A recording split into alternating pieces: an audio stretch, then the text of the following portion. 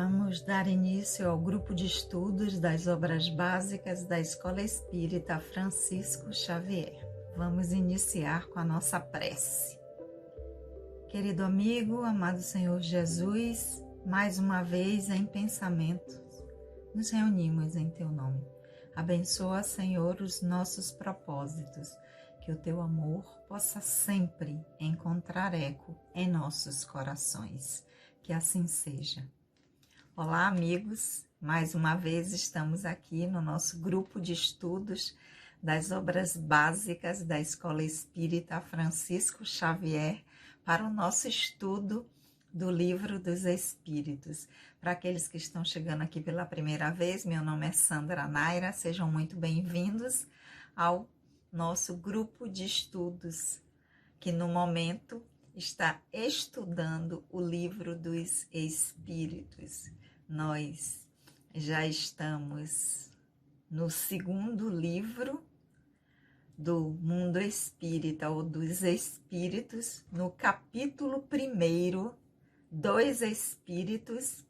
Estamos estudando agora a escala espírita. Nós estamos na terceira ordem dessa escala, trazida por Kardec por orientação dos espíritos. Então, essa escala ela é dividida em 3 ordens. Terceira ordem dos espíritos imperfeitos, segunda ordem dos bons espíritos e primeira ordem dos espíritos puros. Nós estamos na terceira ordem e cada ordem é dividida em classes. Essa terceira ordem dos espíritos imperfeitos, ela contém 6 classes. Nós já vimos a 10ª classe, que é dos espíritos impuros. Nós já vimos a 9ª classe, que é dos espíritos levianos. Vimos a 8ª classe, que é dos pseudo-sábios. E a 7ª classe, na semana anterior, dos espíritos neutros. E hoje nós vamos estar estudando, fazendo as nossas reflexões sobre a 6ª e última classe da terceira ordem dos espíritos imperfeitos, cujo título é Batedores e Perturbadores. Então, vamos à nossa leitura do livro, lembrando para vocês que a leitura que eu faço aqui para vocês é da tradução de Sandra Kepler, com a introdução de Hermínio de Miranda, e de casa vocês acompanham com a tradução que vocês estiverem aí. Então, vamos lá. Esta classe, espíritos batedores e perturbadores. Esses espíritos não formam, propriamente dita, uma classe distinta no que diz respeito às suas qualidades pessoais. Podem pertencer a todas as classes da terceira ordem. Manifestam frequentemente sua presença por efeitos sensíveis e físicos, tais como golpes, movimento e deslocamento anormal de corpos sólidos, agitação do ar, etc. Por parecer mais apegados à matéria, são os principais agentes das vicissitudes dos elementos do globo, quer atuem sobre o ar, a água, o fogo, os corpos sólidos, quer nas entranhas da terra. Reconhece-se que esses fenômenos não são ocasionados por uma causa fortuita e física, quando têm um caráter intencional e inteligente. Todos os espíritos podem produzir esses fenômenos, mas os elevados os deixam, em geral, aos espíritos subalternos, mais aptos às coisas materiais que às intelectuais. Quando os espíritos superiores julgam que as manifestações desse gênero são úteis, servem-se dessa categoria de espíritos como auxiliares. Então, Essa foi a descrição aqui que Kardec nos trouxe. Agora nós vamos refletir sobre cada trechinho desse aqui. Relembrando que os espíritos da terceira ordem, os espíritos imperfeitos, têm como característica geral a predominância da matéria sobre o espírito, a propensão para atuar fazendo o mal, a agir para o mal. Tem também como característica predominante a ignorância, o orgulho, o egoísmo e todas as mais paixões que seguem esses sentimentos. Então, essas são as características gerais dos espíritos da terceira ordem. Portanto, são características desses espíritos da sexta classe, batedores e perturbadores. Então, como o nome já vai sugerindo, batedores e perturbadores são aqueles espíritos que se manifestam frequentemente, né? A sua presença é perceptível pelos efeitos físicos que eles causam, barulhos, derrubar coisa, fazer com que coisas se desloquem ou sumam dos lugares, né?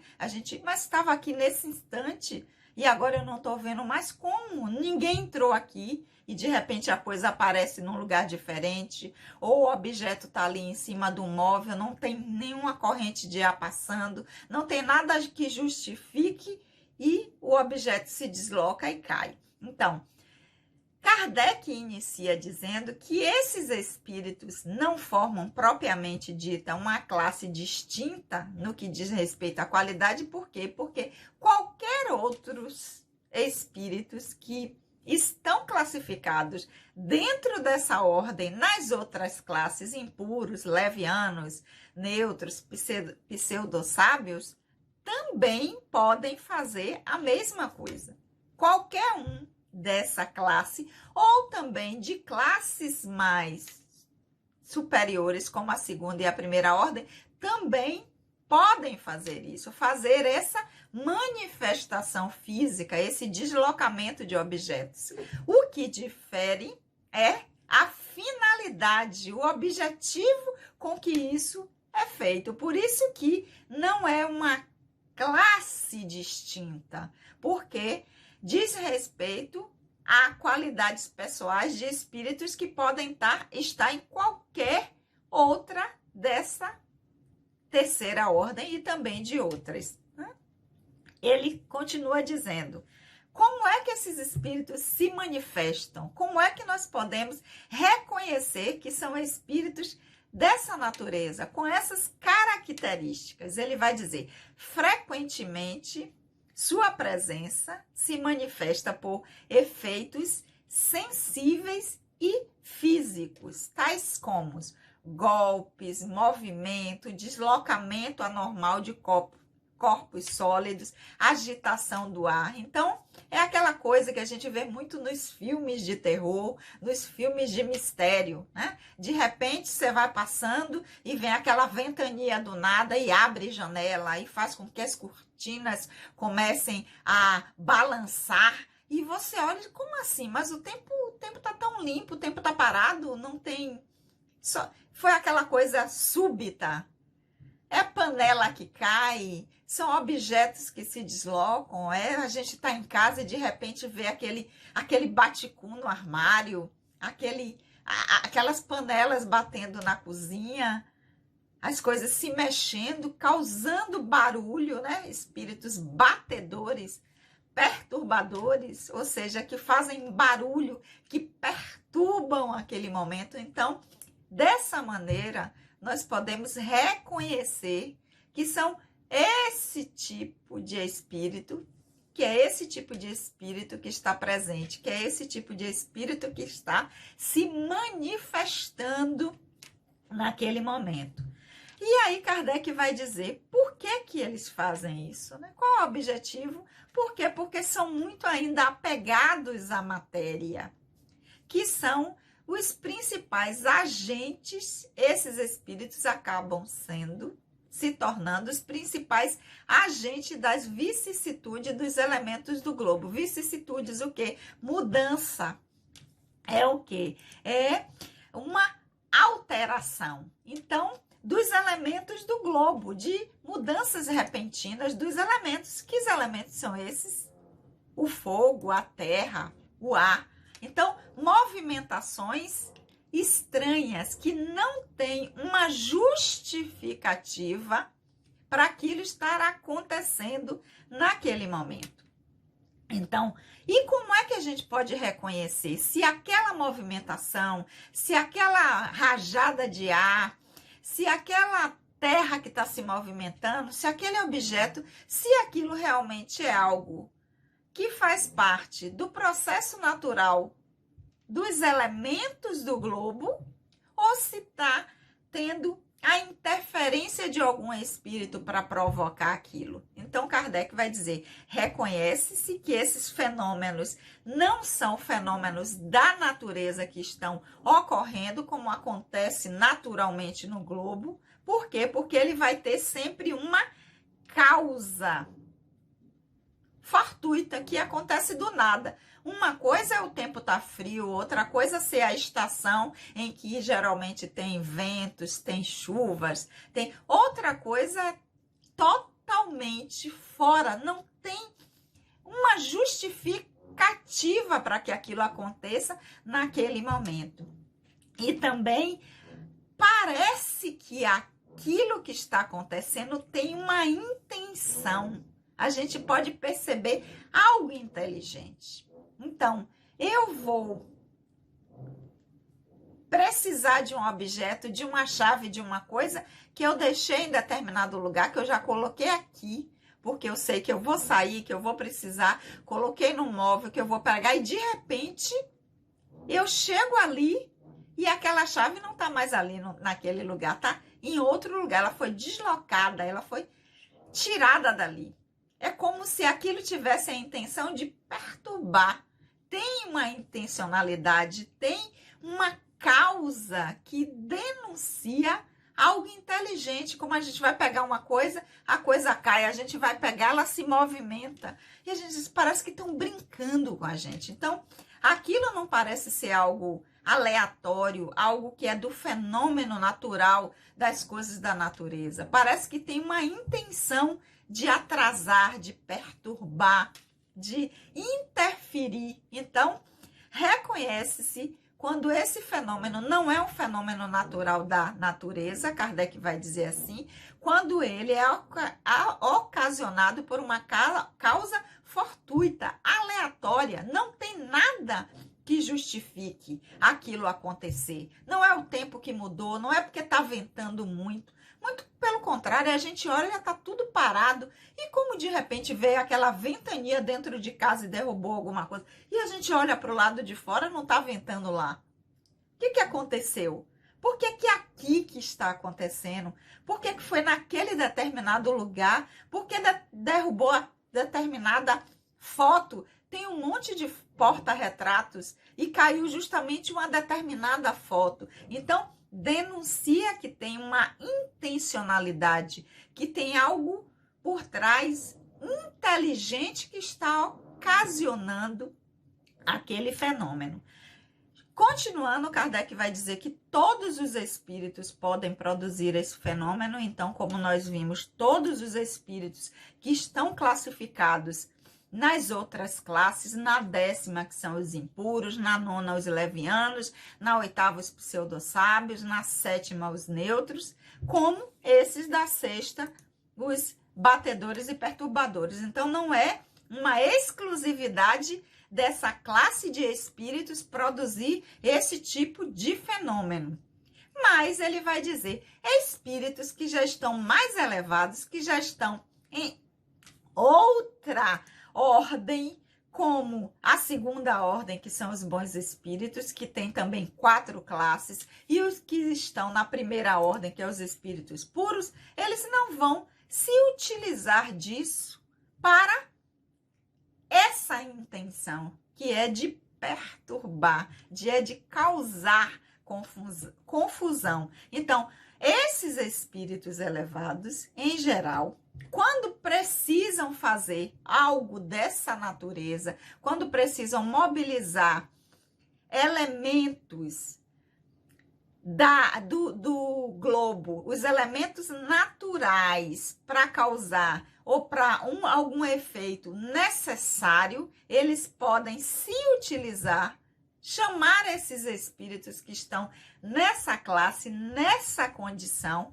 porque eles estão muito mais ligados às questões da matéria do que às questões intelectuais, outros tipos de trabalhos a ser realizados. Então eles vão pegar esses espíritos e utilizá-los como auxiliares. Dizer, vem cá, vocês não gostam de perturbar, vocês não são batedores, perturbadores, vocês não gostam de causar, vocês não gostam de movimentar os elementos, então vem cá que a gente tem um trabalhinho para vocês. E os espíritos superiores, quando eles julgam necessários e que aquilo vai ter uma utilidade, eles podem se utilizar de espíritos que estão nessa ordem, nessa terceira ordem, classificados como espíritos batedores e perturbadores. Então, hoje nós acabamos de ler o item 106, que é a sexta classe dos espíritos imperfeitos, espíritos batedores e perturbadores. Com isso, nós fechamos a leitura, as nossas reflexões sobre a escala espírita, terceira ordem, espíritos imperfeitos. Vimos que essa ordem, a terceira, dos espíritos imperfeitos, ela possui 5 classes, que são os espíritos impuros, levianos, pseudo-sábios, neutros e batedores e perturbadores, como vimos agora, né? Fechando. E na semana que vem, nós iniciamos o nosso estudo com a segunda ordem dos espíritos bons. Então, nós vamos ver o que é que Kardec nos traz sobre essa segunda ordem dos espíritos bons ou dos bons espíritos. Essa ordem, ela contém 4 classes, a terceira contém 5, a segunda contém 4 classes, que são os espíritos benevolentes, os espíritos sábios, os espíritos prudentes e os espíritos superiores. Então, ficamos nessa semana com o fechamento da escala espírita, terceira ordem dos espíritos imperfeitos, para que nós possamos continuar a fazer as nossas reflexões e principalmente trazer para o nosso aprendizado